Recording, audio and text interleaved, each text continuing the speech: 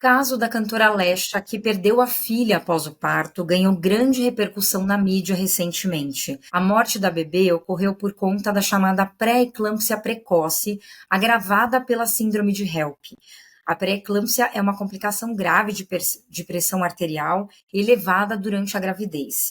O parto da filha de Lesha foi realizado com 25 semanas de gestação no dia 2 de fevereiro, mas a filha recém-nascida não resistiu e morreu 3 dias depois. A artista chegou a ficar 17 dias internada numa maternidade de São Paulo e o caso foi considerado um dos mais graves e desafiadores, segundo a equipe médica. Nesse episódio, a gente vai entender um pouco melhor sobre a pré-eclâmpsia, que é hoje a principal causa de mortalidade materna no Brasil, e também sobre a síndrome de HELP. Oi, gente, eu sou a Carolina Cassola, jornalista e criadora do Pode Falar de Saúde, um espaço para a gente entender juntos sobre saúde integral de uma forma simples e clara. Aqui no YouTube você pode se inscrever no canal @Pode Falar de Saúde ou acompanhar o podcast no seu agregador preferido. Segue também lá no Instagram, @Pode Falar de Saúde. Curte e compartilhe esse conteúdo com quem precisa ouvir e deixa seu comentário. Essa é uma produção em parceria com a RWCast, a central de podcasts do Grupo Rádio Web. Eu vou começar esse episódio contando a história da psicóloga Denise Nunes da Silva, de 47 anos, que é mãe da Serena, de 8 anos. Assim como a cantora Lesha, Denise teve pré-eclâmpsia e síndrome de HELP e, infelizmente, conhece essa dor do luto. Ela teve 4 gestações. Em 3 delas, perdeu o bebê logo nas primeiras semanas, por conta dessas condições. Apenas uma gravidez teve um desfecho positivo e a bebê conseguiu sobreviver.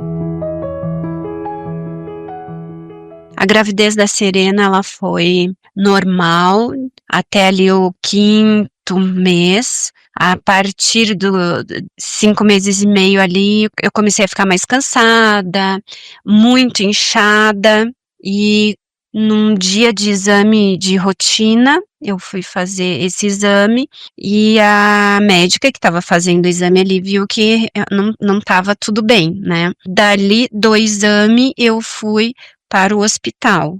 A minha pressão estava muito alta, eu não lembro exatamente, mas era 20 por alguma coisa, assim, e naquele dia eu estava com frio. A minha filha já estava ali entrando em sofrimento.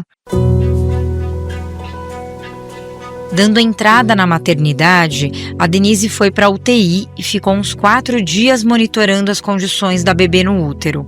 Como já estava em sofrimento, como ela mesma já falou, o parto precisou ser feito com cerca de 24 semanas de gestação. Serena nasceu prematura ao extremo, com apenas 1 kg 160 gramas. Denise teve tempo apenas de olhar e passar a mão muito rapidamente na filha, que logo foi para a UTI neonatal e ela encaminhada para a UTI. Depois do parto, começou ali uma longa jornada. Denise ficou mais ou menos 24 horas sem saber notícias da bebê, uma angústia terrível. E sentia que alguma coisa não estava bem. Parecia que a equipe médica evitava de deixá-la mais preocupada, ainda mais que ela estava se recuperando do parto. Mas finalmente, a bebê saiu do estado crítico e as notícias chegaram, inclusive fotos dela da UTI. A Denise me contou que, pela Serena ser prematura extrema, ela teve algumas complicações ao longo desse período internada. Teve que fazer transfusões de sangue algumas vezes. Teve em um momento, em uma das visitas, que eu percebi que alguma coisa estava errada. Cheguei na visita e já vi que tinha alguma coisa errada ali. Como ela estava na incubadora, né, então não pode pegar a criança, então é só a mão que coloca dentro do berço. Eu peguei, levantei, peguei como se fosse no colo, né, levantei com as mãos e falava com ela, chamava pelo nome, e ela muito fraquinha e não respondia. O meu marido nesse momento ficou atordoado, não teve reação, e eu chamei a enfermeira E aí, então, a enfermeira chamou médicos e nos tirou dali rapidamente, e aí fizeram todos os procedimentos para que ela, então, reagisse, né? No total, a bebê ficou internada por 3 meses no hospital e Denise por 20 dias. Mesmo sem poder amamentar a filha por conta das medicações que estava tomando, ela conseguia fazer as visitas na UTI neonatal de 3 em 3 horas.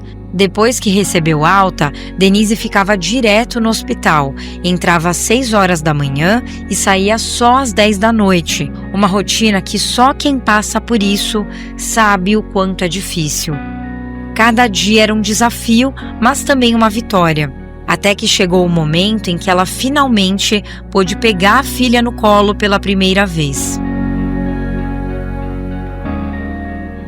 Só se pode pegar o bebê a partir de 1,5 kg. Então, eu tive que esperar ela ganhar esse peso, que foram algumas semanas muito angustiantes, porque eram gotinhas de leite por mamadas, era muito pouquinho, então tinha que ter calma para chegar nesse momento. E esse momento chegou. Um belo dia eu fui cedo pela manhã e o médico falou: olha, hoje tu vai poder pegar tua filha no colo. E aí eu comecei a fazer o canguru, que é ficar sem roupa, e a Serena também estava sem roupa, e é pele com pele para aquecê-la e para a gente ter esse contato, né? A mãe e o bebê ter esse contato direto. Foi muito bom, um momento assim muito mágico, e que acredito que ajudou muito nesse processo todo de desenvolvimento, muita conversa com ela, muita música cantando, muito afeto. O meu marido também fez muito canguru com a Serena, e tenho certeza que assim, esse método salva vidas. A Denise desabafa que ressignificar toda a dor do luto de gestações anteriores é um processo muito difícil e que precisa de cuidado, de ajuda mesmo. É uma ferida que fica, em alguns momentos ela abre e a gente tem que cuidar, acolher, e ela vai fechando até se restabelecer, até se fortalecer.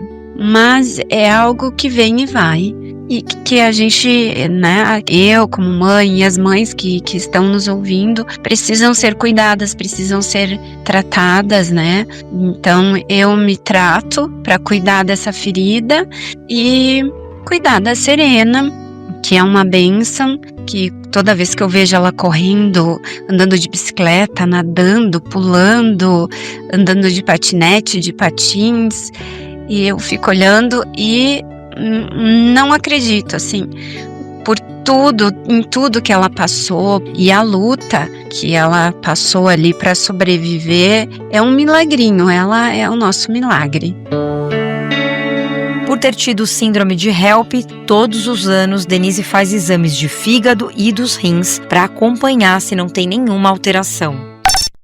Bom, depois de ouvir a história e super desafiadora da Denise e também o caso da cantora Lecha, a nossa conversa agora é com o Dr. Edilberto Rocha, que é professor de obstetrícia da Universidade Federal de Pernambuco, também membro da comissão especializada em hipertensão e gestação da FEBRASGO, que é a Federação Brasileira da Sociedade de Ginecologia e Obstetrícia.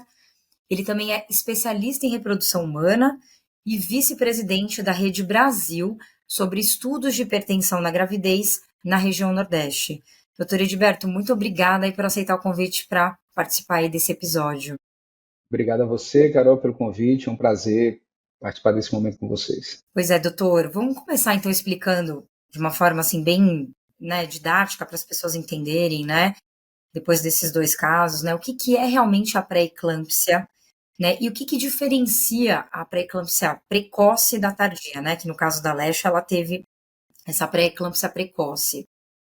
Então, a pré-eclâmpsia é uma doença muito desafiadora, né? É uma doença grave, potencialmente fatal para a mãe, para o bebê, e ela é caracterizada por uma hipertensão, que aparece durante a gravidez, fatores próprios da gestação, né? É diferente da hipertensão crônica que a gente habitualmente tem, né, fora da gestação.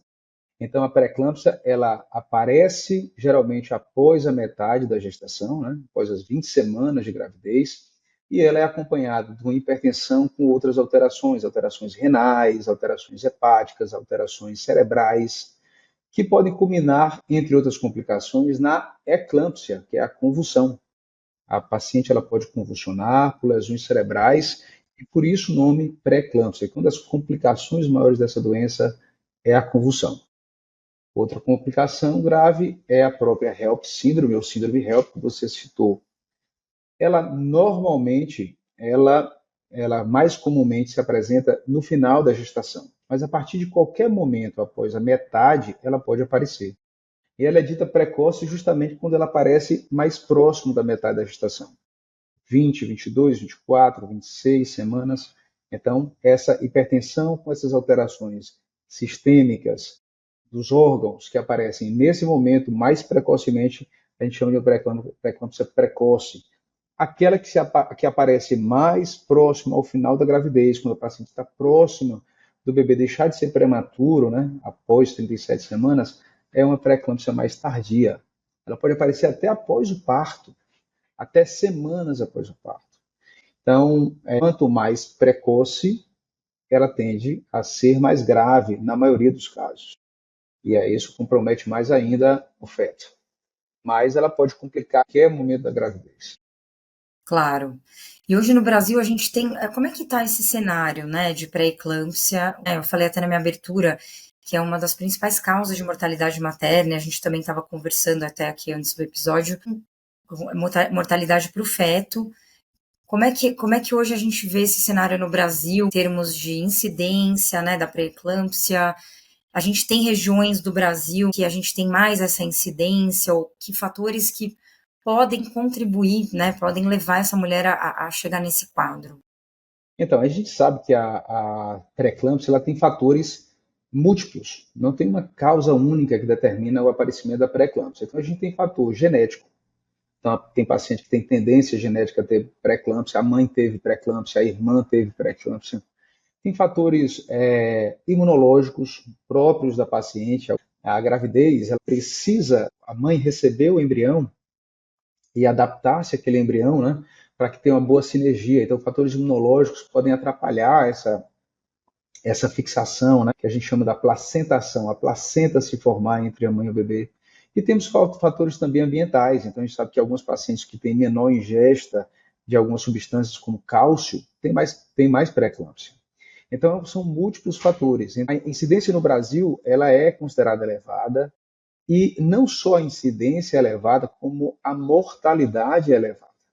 A mortalidade materna no Brasil, a principal causa é a pré-eclâmpsia. Ou seja, as nossas mulheres e gestantes puérperas morrem mais de pré-eclâmpsia do que qualquer outro tipo de complicação na gravidez. Por exemplo, abortamentos, hemorragias. No mundo, o que mais mata a mulher é a hemorragia, principalmente por alguns países da África subsaariana e da Ásia que elevam esses índices.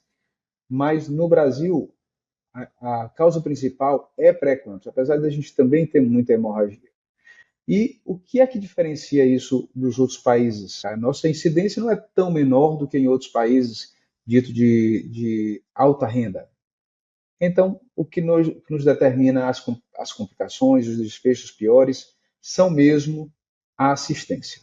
Não há uma grande diferença, assim, uma diferença muito significativa entre as regiões. Sim, há algumas diferenças, mas entre o desfecho, sim. O desfecho daquela paciente, que o bebê sobreviveu, que a mãe sobreviveu ou não, é muito diferente entre as regiões. As regiões com menor renda per capita, basicamente e principalmente a região norte, a região nordeste, têm piores índices de mortalidade em relação às outras regiões, de maneira geral. Claro que algumas cidades esse índice vai ser pior ou melhor, mas isso é uma regra mundial. Quanto menor a renda, menor assistência, menor qualificação para o combate, a prevenção dessa doença e menor a estrutura hospitalar para receber uma paciente com essa gravidade. Isso é que vai determinar a sobrevida da paciente ou, por vezes, do bebê. A gente sabe que algumas mortes são inevitáveis, inevitáveis. Porém, a grande maioria das mortes ainda são evitáveis. Estima-se que 90% das mortes, 90% das mortes maternas são evitáveis. Isso é uma boa notícia, né? Dá, acho que uma certa esperança diante desse cenário, com esses números assim tão elevados, né? E se a gente for pensar nessas mortes evitáveis, então como é que deve ser essa intervenção, né? Assim, inclusive esse diagnóstico da pré-eclâmpsia, né? Que você falou que geralmente pode aparecer a partir da 20ª semana de gestação. Esse acompanhamento do pré-natal, ele é essencial, assim, muito importante, né? Talvez é o que diferencie de algumas mulheres que talvez tenham complicações ainda mais graves, desfechos ainda piores, talvez por conta dessa assistência, desse acompanhamento, né? Perfeito, Carol. A pré-eclâmpsia é uma doença grave e potencialmente fatal. E ela vai ser determinada, na maioria das vezes, da forma como a gente diagnostica precocemente, quando a gente faz ou não uma profilaxia para que ela diminua o seu risco de aparecer, e principalmente quando a gente diagnostica os fatores de risco mais precocemente. Ou seja, aquelas pacientes que estão tendo uma piora do seu quadro. Quais pacientes a gente precisa intervir mais precocemente, fazer o parto precocemente para sobreviver melhor o bebê ou a mãe? Por vezes a gente não tem alternativa. Por vezes a gente tem que tirar o bebê muito precocemente, né? Principalmente nessas pré-eclâmpsias mais precoces, quando o bebê ainda não tem uma grande chance de sobrevida. O bebê muito, muito, muito prematuro, ele tem uma mortalidade maior, mas às vezes não tem alternativa. Alterações graves, como por exemplo a eclâmpsia, que é a convulsão, ou a HELP síndrome, que é uma síndrome de complicação de múltiplos órgãos, como o fígado está alterado, as hemácias estão alteradas, as plaquetas estão alteradas, a mortalidade da mãe já se eleva muito. E isso obriga o obstetra a fazer o parto, independente da idade gestacional.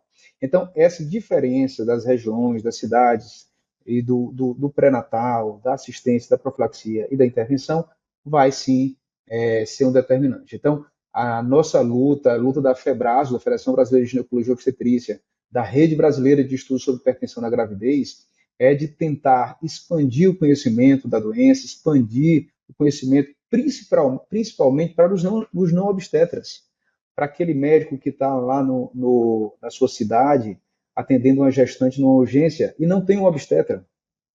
Talvez esse profissional seja o principal para diagnosticar e fazer uma profilaxia para que as pacientes não convulsionem no momento de risco. Quando ele for transferir essa gestante para um centro de obstetrícia de referência, para que ele saiba que medicações devem ser feitas. Então, é um desafio grande e vários projetos têm sido feitos para treinar o pessoal da assistência básica do pré-natal, lá de baixo risco, que é o risco habitual, para identificar esses pacientes de risco, para identificar os pacientes candidatos a receber profilaxia. Só assim a gente consegue toda a cadeia, até a cadeia terciária, para dar assistência final a essa gestante, diminuir esses índices não tão alarmantes que a gente tem de mortalidade materna e fetal. Claro. Agora você estava falando aí dos fatores, né? São muitos aí fatores de risco, enfim. E a gente viu, até no caso da Denise, ela teve várias gestações. Isso também, assim, se a mulher ela já teve uma primeira gestação, além desse histórico familiar, como você colocou, se tiver já um caso na família, já acende aí um sinal de alerta, né? Mas essa mulher engravidou pela primeira vez, já passou por esse problema, por essa condição, já é um indício de que outras gestações também podem acontecer isso, né? Sem dúvida. O fator pessoal é um fator de risco que eleva bastante. O paciente já teve uma pré-eclâmpsia na gravidez anterior, ela já aumenta o seu risco de pré-eclâmpsia em gravidezes posteriores. Não obrigatoriamente a gestante ela vai ter pré-eclâmpsia grave ou ela mesma vai apresentar pré-eclâmpsia. A gente pode ter casos, por exemplo, que a gente faz uma profilaxia e a paciente não tem pré-eclâmpsia na gestação posterior, mas pacientes que tiveram pré-eclâmpsia grave com gravidade, a gente não chama mais pré-eclâmpsia grave, pré-eclâmpsia com critérios de gravidade, né, que são essas alterações sistêmicas no rim, no fígado, no cérebro, no sangue, todas essas modificações. Se ela teve alguma dessas complicações, ela tem sim uma chance maior de ter pré-eclâmpsia. Não só isso, tem pacientes que são diabéticas, as diabetes aumentam o risco de pré-eclâmpsia, a obesidade aumenta o risco de pré-eclâmpsia. Pacientes que têm o IMC acima de 30 quando engravidam, ou aquelas que ganham muito peso na gravidez, essas pacientes, elas têm mais chance de ter pré-eclâmpsia e têm mais chance de ter diabetes. Eu falo muito para gestantes de alto risco que a questão da obesidade vai muito, mas muito além da estética na gestação. Só o fato da paciente obesa diminuir o peso antes de engravidar, mesmo que não chegue ao seu peso ideal, ela já diminui o seu risco. É claro, a gente tem alguns pacientes que têm dificuldades para engravidar e esses pacientes não vão postergar a sua gravidez por conta de perder peso, mas é um trabalho muito individual para aquela paciente, né? Porque a gente sabe que também a idade aumenta a infertilidade. Nessa área da reprodução humana a gente vê isso, a paciente mais velha e, infelizmente, mais velha para a gestação, são 35 anos, que a mulher está começando a sua vida, já começa 37 anos a aumentar a infertilidade, os riscos maternos. Então, ela tem que pesar tudo isso. Mas, sim, a obesidade aumenta o risco. Isso, também de trombofilias, fatores imunológicos, como a síndrome de fosfolipídio, uma alteração pessoal que aumenta o risco de trombose, ele aumenta até 10 vezes o risco de pré-eclâmpsia. São vários os fatores que elevam, incluindo gestação gemelar, pacientes que já têm hipertensão crônica quando engravidam, mas tem paciente que não tem absolutamente nada disso. É a primeira gestação, é jovem, não é obesa, é uma paciente que não tem síndrome de fosfolipídio, não tem trombofilia, não tem hipertensão crônica, não tem diabetes e tem pré-eclâmpsia. Claro que isso pode acontecer, mas sem dúvida essas pacientes têm fatores de riscos aumentados para uma pré-eclâmpsia na gravidez posterior. Sim, então o acompanhamento ele tem que ser ainda maior se for mulheres que desejam ter uma segunda gestação, esse acompanhamento ele vai ter que ser ainda mais cuidadoso, né? Acho que ainda mais de perto, né, doutor? Agora, assim, a gente tem alguma forma de prevenir a pré-eclâmpsia? Porque a gente está falando aqui, né, de esses riscos que podem aparecer, inclusive em pessoas que não necessariamente tenham fatores de risco muito importantes, né, que nem você estava colocando, mas tem alguma forma que a gente possa prevenir? Acho que a única forma de intervenção, no caso, seria fazer esse parto prematuro mesmo, dependendo aí dessa fase gestacional. Como é que é isso? Então, fazer o parto prematuro, ele já não é mais uma profilaxia, não é uma prevenção primária. A gente fazer o parto, às vezes, prematuro, ele passa por uma profilaxia já terciária. É aquele paciente que já está com a doença e a gente quer evitar a complicação maior. Mas a gente não está prevenindo a doença. O paciente já está com a doença, já está com pré-eclâmpsia, já está com alteração. Existem, sim, medidas medicamentosas e não medicamentosas, comprovadamente na ciência, que são eficazes para diminuir o risco de pré-eclâmpsia. Medidas não medicamentosas incluem exercícios físicos regulares, inclusive na gestação. Se a paciente não tem contraindicação para exercício físico, por exemplo, ela não está com ameaça de abortamento, ela não tem uma complicação maior, uma vasculite, uma doença que impeça ela fazer exercícios físicos, ela não só pode, quando ela deve fazer exercício físico desde o início da gestação. Claro, primeiro mês, último mês, você dosa a quantidade, a intensidade, mas fazer exercício físico regular comprovadamente diminui o risco, assim como não aumentar muito o peso, ter controle do peso ponderal ao longo da gravidez também diminui o risco de pré-eclâmpsia. Do ponto de vista medicamentoso, a gente já testou assim inúmeras drogas, inúmeras vitaminas, várias e várias drogas já foram testadas para tentar prevenir pré-eclâmpsias e apenas 2 se mostraram eficazes do ponto de vista científico. 2. Uma é o AS infantil, aquele ASzinho que a gente tomava muito na infância, o AS em baixa dose para pacientes que têm indicação de alto risco para ter pré-eclâmpsia. Geralmente a gente começa ali findado o primeiro trimestre, após as 12 semanas de gravidez, ficam-se esses pacientes e começam a AS. Isso passa por um pré-natal que você faça no posto de saúde, o colega lá que está fazendo, a enfermeira, tem que ter ciência disso para começar essa profilaxia.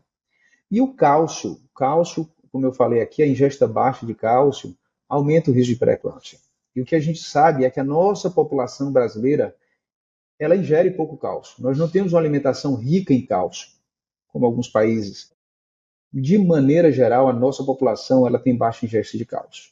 E aí essa paciente tem indicação de fazer suplementação de cálcio e recentemente, na semana passada, o Ministério da Saúde orientou, inclusive, o uso universal do cálcio para todas as gestantes. Isso nos dá esperança de que o cálcio chegue na rede pública também, porque até então não tem, nos postos de saúde, então que chegue o cálcio também. Então, cálcio e AS são as únicas medicações. Mas ele não consegue reduzir todos os casos. Ele não vai reduzir, ele diminui o risco, ele é eficaz, mas ele não faz milagres. Então, a gente vai ter, mesmo fazendo cálcio, AS, exercício, nós vamos ter pacientes que vão ter pré-eclâmpsias com desfechos graves. Sim. E a síndrome de HELP, ela é um pouco menos falada, né, doutora? Acho que ela é um pouco menos frequente na população, mas é uma condição muito grave, né? Eu queria que você explicasse até um pouquinho melhor sobre ela, Claro. né, como é que acontece? Ela é um agravamento dessa pré-eclâmpsia? Como eu disse, a pré-eclâmpsia é uma doença que a gente chama de, ela é multissistêmica. Então, assim, como é uma doença que ela começou lá na placenta, com a mãe e o bebê, e essa placentação não se deu de forma adequada, só para a gente lembrar, o bebê ele respira, come, ele elimina suas toxinas, tudo pela placenta. Então a mãe joga o sangue dela na placenta, molha a placenta o tempo todo, né? Banha a placenta com seu sangue e as trocas acontecem. Então, se eu não tenho uma boa placentação, né, essas trocas não acontecem de forma adequada e a paciente aumenta a sua pressão. Então a pressão aumenta para tentar compensar essa coisa que não aconteceu muito bem ali no útero, entre o bebê e a mãe. Então, para compensar esse problema, a pressão acaba aumentando. O problema disso é que a pressão vai aumentar em todos os nossos vasos. Então, a gente tem vaso na cabeça, a gente tem vaso no rim, a gente tem vaso no fígado, a gente tem vaso em todo lugar. E começa a ter danos, começa a ter lesões nesses vasos. Então, a eclâmpsia, como eu disse, é a convulsão porque está tendo lesão nos vasos cerebrais. O fígado aumenta as transaminases, as enzimas do fígado, porque está tendo lesão nos vasos do fígado. As lesões nos vasos levam à diminuição de plaquetas e leva, consequentemente, também à morte, à destruição das hemácias. Então, tudo é consequência desses problemas iniciais.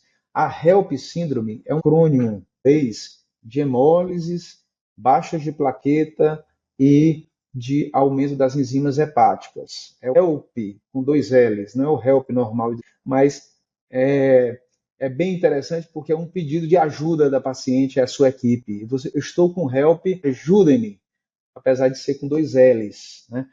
HELP com 2 L's. Então, é uma complicação. Isso quer dizer que a paciente, quando chega na HELP, ela já está com lesão no fígado, ela já está com lesão nos vasos, levando à lesão das hemácias, e ela já está com o consumo das suas plaquetas acentuadas. A tríade é um conjunto de 3 patologias dentro da doença, e isso eleva muito a mortalidade materna. Por isso, a determinação. Tem HELP, você vai fazer o parto. Você pode até discutir se vai fazer hoje, amanhã, depois, de acordo com a condição, mas é uma gravidez que não vai mais ser postergada. Ela tem HELP, assim como ela tem eclâmpsia, qualquer uma dessas complicações mais graves já determina a interrupção da gravidez. Sim. E para esses casos, né, das mulheres que sobrevivem, né, a essa condição da HELP, como foi o caso da Lecha, da Denise também na história, esses efeitos, né, que são efeitos muito, muito graves, né, que se passam, isso acaba sendo prolongado, doutora? Elas têm que fazer um acompanhamento dessas lesões que você estava falando, dessas complicações todas? Então, quando a gente fala que a cura entre aspas, da pré-eclâmpsia, e aí a gente vai entender por que é entre aspas, a cura da pré-eclâmpsia é o parto. Na verdade, quando você tira a placenta no parto, então aqueles mecanismos que estavam determinando a doença, eles se encerram. Ok. E a grande maioria das pacientes vai ter uma melhora significativa da pressão. A maioria das pacientes, elas não vão ter essa gravidade. Ela está com a pressão alta, você tirou e ela vai melhorar a pressão.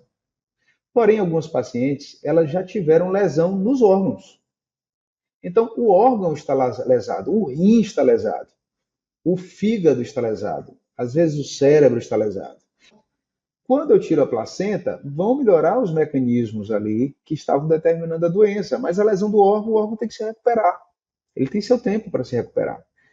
Por que a gente diz que a cura ela é com parto? Porque hoje a gente sabe que a paciente até 12 semanas pode apresentar pressão alta ainda. Tem pacientes que complicam apenas após o parto. Por isso, a gente tem que fazer tem que ter uma visita da paciente no pós-parto para a gente ver como ela está, para ver a pressão, os exames posteriores. Então, isso tem que fazer um acompanhamento, não só até o parto, mas depois do parto também. Mesmo que ela não tenha complicação nenhuma. Nas que tiveram complicações graves, como, por exemplo, essa lesão hepática, né? Aí a gente vai ter que acompanhar essa recuperação do fígado. Tem paciente que tem lesões muito graves e tem pacientes que não se recuperam. A gente sabe que tem paciente que morre por conta disso.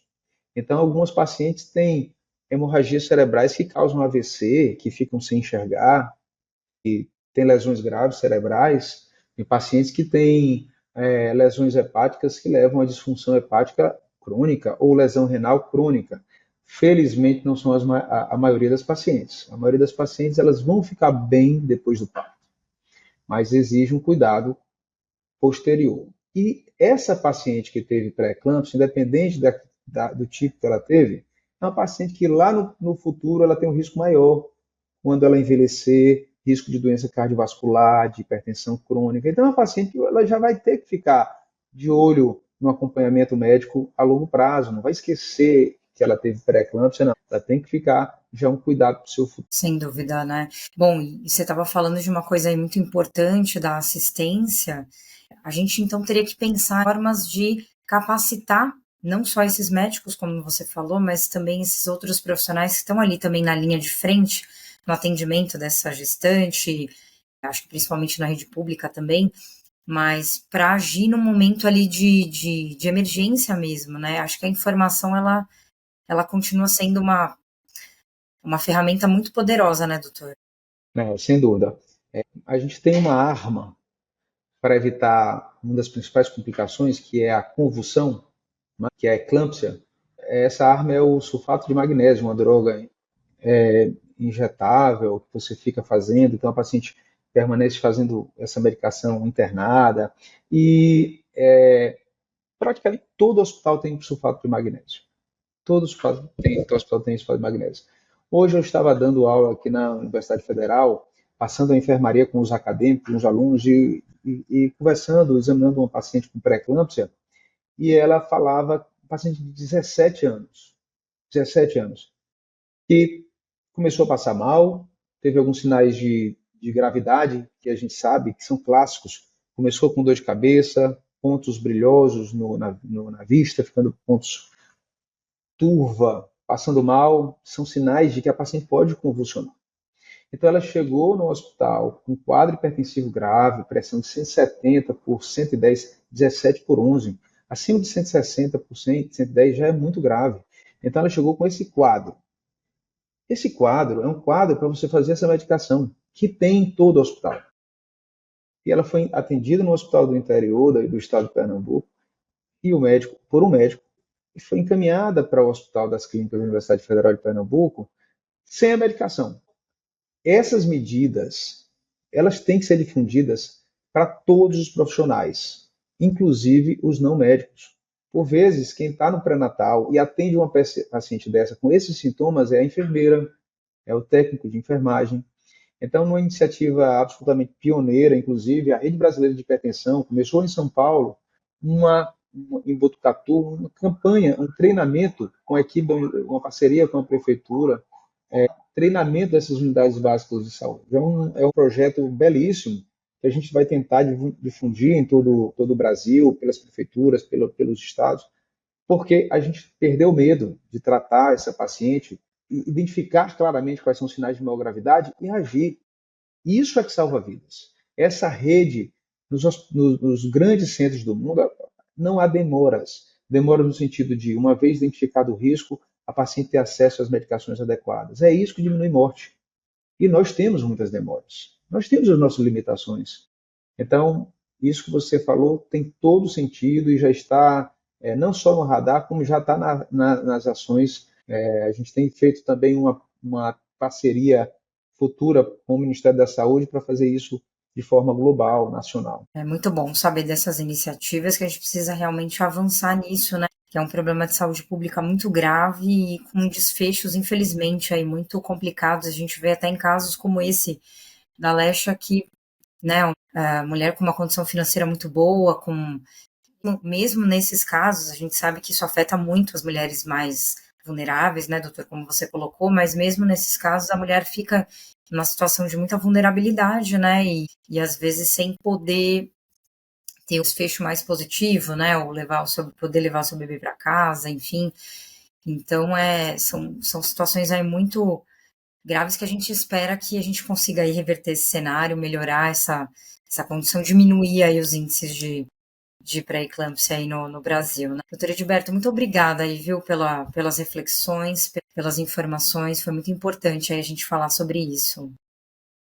Carol, muito obrigado. Agradeço mais uma vez o convite, né? É sempre muito importante a gente falar sobre esse tema. Quanto mais a gente divulgar, quanto mais a população entender, né, da gravidade, saber valorizar sinais, sintomas na gravidez, e valorizar também as prescrições médicas, no sentido de tentar fazer o controle pressórico, pré-natal mais próximo. Quanto mais a população sabe, ela mais cobra, não só o médico, mas o seu gestor. E é isso, uma doença que pode acontecer com qualquer pessoa, qualquer classe social. Claro, os pacientes que têm classe social maior, elas tendem a ter desfechos melhores, porque a assistência é melhor. Infelizmente, essa é a nossa desigualdade. Então, o nosso grande desafio é universalizar. E aí, quando eu falo em resultado melhor, é porque, por muitas vezes, você não consegue salvar o bebê, mas você consegue salvar a mãe. E aí, quanto mais difícil o acesso a um serviço de qualidade, pior o desfecho materno. Então, eu lhe parabenizo muito por essas iniciativas, porque contribui muito na divulgação dessas informações. Eu que agradeço, doutor. Bom, se você gostou desse conteúdo, curte e compartilhe. Segue também o canal no YouTube e no Instagram, @pode falar de saúde. E aproveita para conferir os episódios anteriores, tá bom? Até o próximo.